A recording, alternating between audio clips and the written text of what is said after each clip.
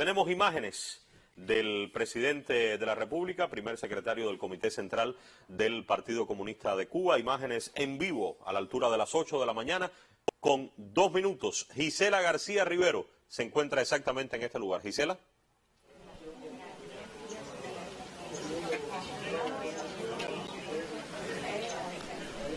Así es, Humberto, un saludo para ti. Nos encontramos en el colegio número 3 de la circunscripción 57 del municipio Playa, donde hace solo unos minutos acaba de arribar a este colegio el primer secretario del Comité Central del Partido Comunista de Cuba y presidente de la República, Miguel Díaz-Canel Bermúdez, y su esposa Liz Cuesta, para ejercer su derecho al voto en esta jornada de elecciones de delegados de las asambleas municipales del Poder Popular.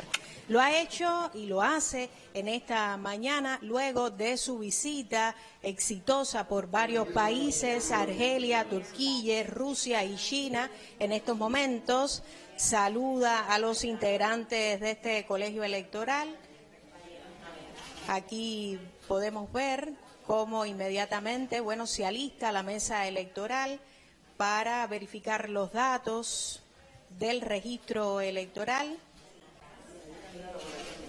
Y ya se acerca entonces el presidente de la República también, como cada cubano, a ejercer su derecho al voto en esta mañana, domingo 27 de noviembre. Aquí intercambia con las autoridades de la mesa, con la vocal y 2 suplentes que integran esta mesa electoral en el colegio número 3 del municipio de Playa. Inmediatamente se dirige a ejercer su derecho al voto, recoge su boleta. Aquí las autoridades intercambian con el presidente y tendrá lugar pues este ejercicio, su voto directo, libre y secreto en estos momentos. Aquí vemos también cómo los pioneros que custodian las urnas y ya saludan entonces también al presidente en esta jornada, aquí con un intercambio caluroso.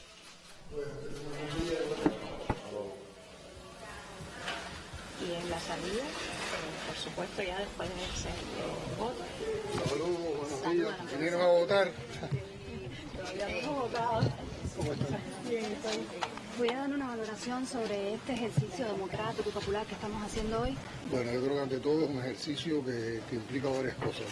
Es una responsabilidad ciudadana porque estamos eligiendo a los representantes de nosotros en los órganos de gobierno del municipio, que es la principal estructura que tenemos de gobierno del país. Por lo tanto, esto está muy en consonancia con todo lo que hemos estado trabajando en los últimos años de perfeccionar la democracia socialista dentro del concepto de poder popular que desarrolla el comandante en jefe.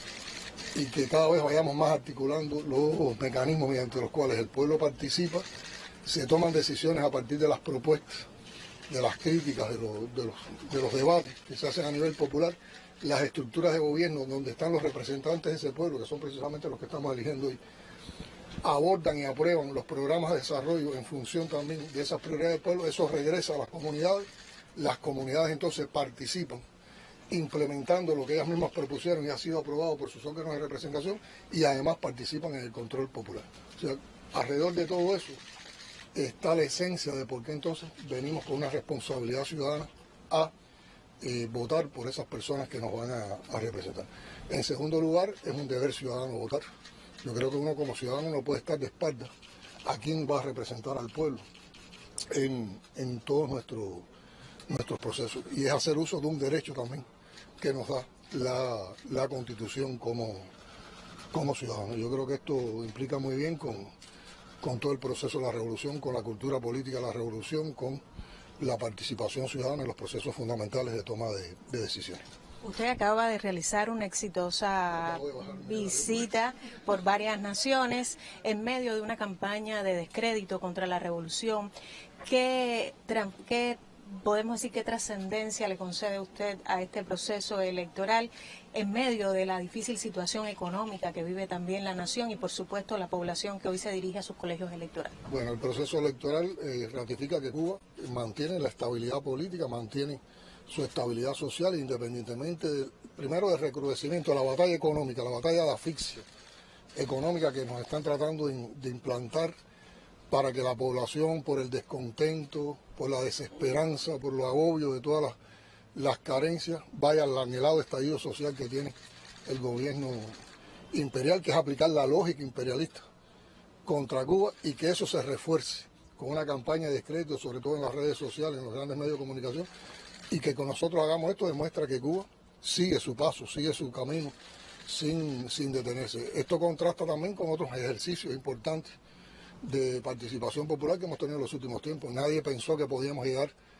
a un documento tan complejo como la Ley de las Familias, a llevarlo a consulta popular en medio de esta situación y llevarlo después a referendo y haberlo aprobado con una mayoría de la población. Bueno, asimismo está concurriendo en este caso la población a apoyar con su voto a sus representantes. Así estaremos el próximo mes, inicio del próximo mes, desarrollando un pleno del Comité Central para evaluar todo lo que le hemos dado de continuidad al Congreso del Partido en el último año. Así estará sesionando la Asamblea Nacional también en diciembre, aprobando nuevas leyes que también han ido a mecanismos donde la población puede participar, pues se han dado a conocer los proyectos de ley con anticipación, entre ellos una importante ley como la de la comunicación social.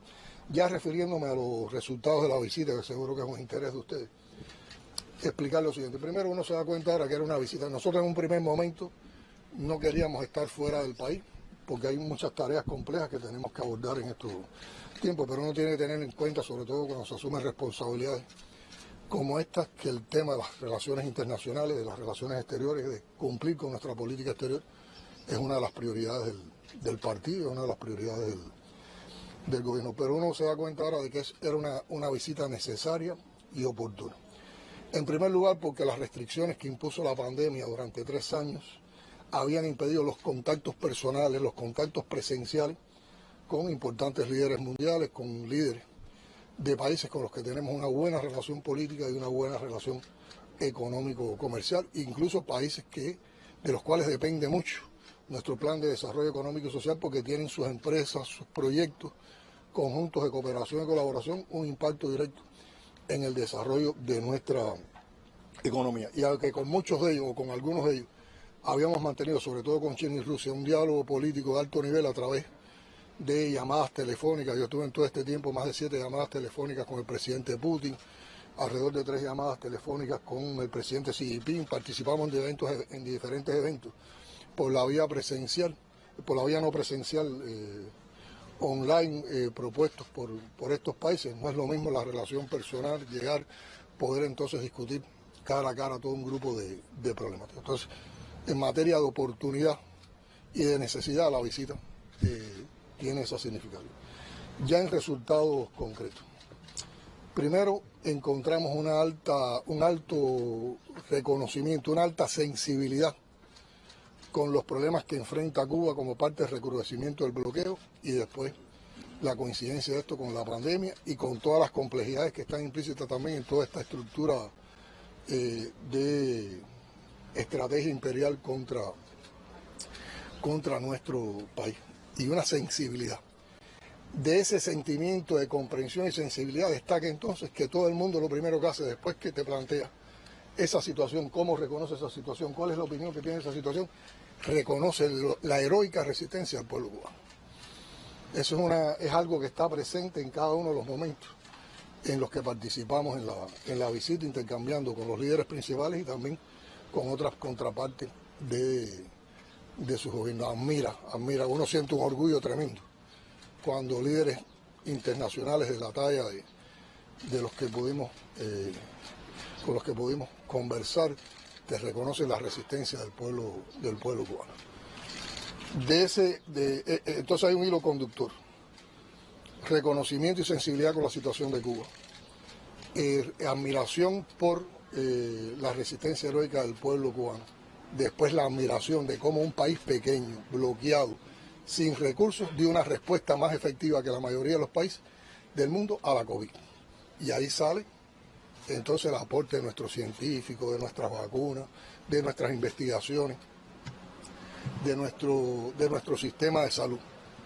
Y este es un criterio que entonces uno lo ve reflejado después en las conversaciones cuando vamos a tratar proyectos comerciales e intercambio comercial, donde en todos los países además de reconocer esto, todos proponen estrechar el intercambio, la cooperación y desarrollar proyectos fundamentales con la industria biofarmacéutica y en proyectos también de salud. Y después de estos 3 reconocimientos por las partes visitadas, entonces está la disposición de todos sin excepción de continuar avanzando en la cooperación con Cuba, en el intercambio con Cuba, de seguir elevando las relaciones políticas que ya son excelentes con los 4 países visitados y entonces elevar la cooperación económico, comercial y financiera. O sea, yo creo que esos son 4 resultados concretos que se derivan de esta visita. Ya en acciones concretas que apoyan eso que les estoy diciendo. Bueno, en primera, tratado diferenciadamente con cada país, ustedes lo habrán visto en los reportes que se han dado. Encontramos ya acciones concretas de reestructuración de la deuda que teníamos con esos países o acciones concretas para de inmediato reestructurar la deuda. O sea, hay una disposición y de hecho ya hay una concreción para comenzar a reestructurar la deuda y lo que nos dé a nosotros facilidades de pago que nos permitan avanzar y no tener ralentizado un grupo de proyectos y un grupo de negocios en materia de las relaciones económicas, comerciales y financieras. Ustedes me preguntaron, bueno, ¿por qué? Porque una de las cosas que nos estaba pasando, que a partir de las problemáticas de deuda y como no habíamos podido realizar las conversaciones pertinentes, entonces había proyectos que estaban parados, pendientes de los cumplimientos. Y por supuesto, nosotros ratificamos una vez más que Cuba tiene la voluntad, la disposición, el deber, y lo hará con honor, de honrar las deudas que tenemos con otros países. Y a partir de eso, entonces está el otro hecho concreto. Una cantidad de proyectos que estaban parados, ralentizados, se les vuelve a dar continuidad. Otros proyectos se amplían, otros proyectos se renuevan y muchos nuevos proyectos de cooperación, de intercambio comercial o negocio que van sobre todo orientados a los temas fundamentales que nos hace falta desarrollar en el país. Tema energético, en 2 direcciones fundamentales: suministros de combustible con estabilidad y por otra parte un grupo de proyectos que nos ayuden primero a lograr una mejor situación en las plantas que tenemos en Cuba, pero también a desarrollar con otras tecnologías y sobre todo con las fuentes renovables de energía. Hay varios proyectos, hay varias compañías interesadas, hay proyectos de gobierno y hay disposición para hacerlo, y de hecho hay algunos ya concretos que se dieron a conocer, como la donación por Argelia de una planta fotovoltaica para La Habana. Producción de alimentos. Ahí hay una variedad también de proyectos, desde suministros de alimentos hasta proyectos de desarrollo a partir de tecnologías que tienen esos países de producción de alimentos conjuntas en Cuba para que haya mejor abastecimiento a nuestra población. Un grupo de proyectos en el turismo, un grupo de proyectos en biotecnología y salud pública tratados con mucho énfasis.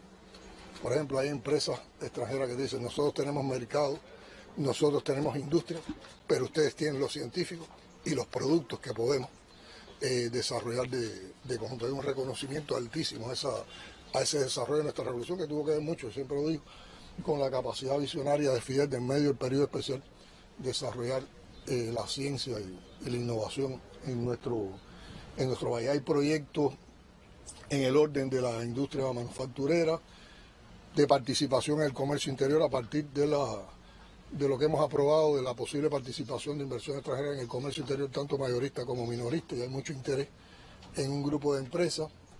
Hay proyectos en el transporte, en la industria y en el intercambio de educación superior, de cultura y en el intercambio deportivo. O sea que ya tener acciones concretas, hay documentos firmados en varios países, hay restablecimiento de los mecanismos de seguimiento a la agenda económica bilateral con ambos países, en unos por comisión intergubernamental, en otros por consejos ministeriales que se reafirman ahora, se ratifican y ya de inmediato tienen fecha las próximas secciones. Por lo tanto, en esas próximas secciones, lo que ahora ya no quedó concretado y quedó en idea, se concreta en esos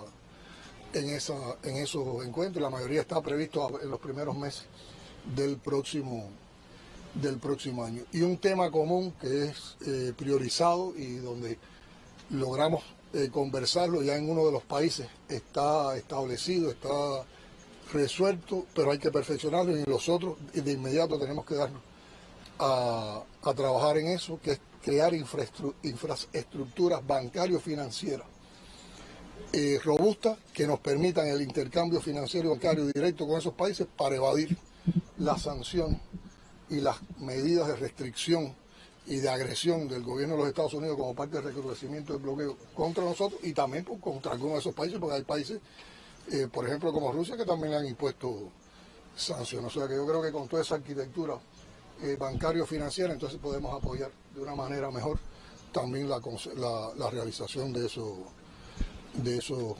proyectos. Eso yo creo que son las valoraciones fundamentales de los resultados de esta... ¿Satisfecho entonces, presidente? Satisfecho, feliz, sobre todo ver la manera en que se acogió la visita, las conversaciones personales con el presidente algerino, con el presidente turco, con Putin y con Xi Jinping, además de encuentros, digamos, de Estado, fueron encuentros también de relaciones de amistad, y significó mucho eso, la sensibilidad por los problemas de Cuba y la disposición para apoyar a Cuba. Que Cuba, en fin de cuentas, esta gira demuestra que Cuba no está sola, que Cuba está acompañada, que Cuba es defendida en el mundo. Para no hablarle de las expresiones en los países donde nos pudimos reunir, las agendas fueron también muy apretadas, con las asociaciones de amistad con Cuba, que en cualquiera de estas latitudes hacen un trabajo intenso, han hecho centro de su vida de la defensa de Cuba y también cómo reconocen todo lo que hacemos y con qué humildad se emocionan porque hayamos tenido el gesto de conversar con ellos, de saludarlos al menos. También las conversaciones con Erdogan fueron muy interesantes y muy amigables. Yo diría, hay personas que conocimos por primera vez, como el presidente argelino y el presidente turco, y de inmediato te parece que los conoces de hace mucho tiempo, porque es una relación de comprensión total, están al tanto de Cuba, reconocen el papel de Cuba en la arena internacional. Yo creo que eso da mucha fuerza, mucha seguridad y da mucho aliento. Y sobre todo lo fundamental, nuestro pueblo, el reconocimiento al pueblo de Cuba, el derecho que ha ganado Cuba de que otros la defiendan en el mundo por la dignidad con que nosotros también enfrentamos las adversidades. Y eso tiene mucho que ver con ese concepto que yo sigo insistiendo y que lo expliqué en los 4 lugares, que es el de la resistencia creativa. No es solo resistir, es resistir y es crecer y avanzar en función de nuestro propio talento, de nuestras propias potencialidades, como lo hicimos en la pandemia. Gracias a ustedes.